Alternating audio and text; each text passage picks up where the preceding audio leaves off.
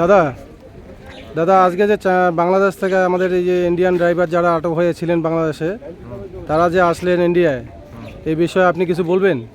সে তো অবশ্যই।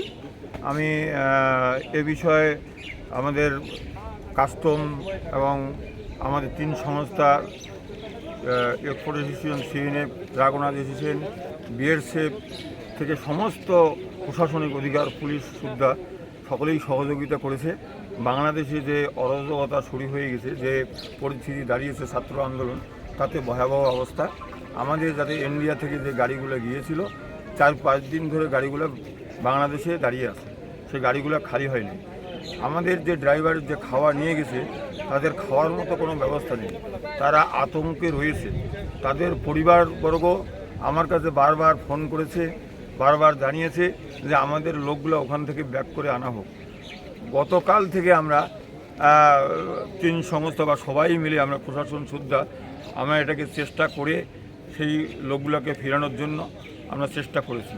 টোটাল আমাদের লোক ছিল 34 জন, গতকাল 2 জন এসেছে, আবার 32 জন। আজকে 18 জন নিয়ে এসেছি, তার ডকুমেন্ট দিয়েছে 18 জনে নিয়েছি।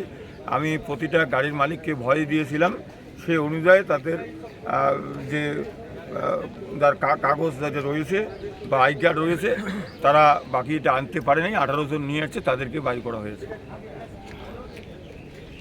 দাদা এই যে বাংলাদেশ থেকে যে ড্রাইভারগুলো আসলো, ড্রাইভাররা তাদের ওই মানে মতামত কি জানাচ্ছে, কি ওই অভিজ্ঞতার কি হচ্ছে ওরা কি বলবো, সুবিধা অসুবিধা কি বলছে?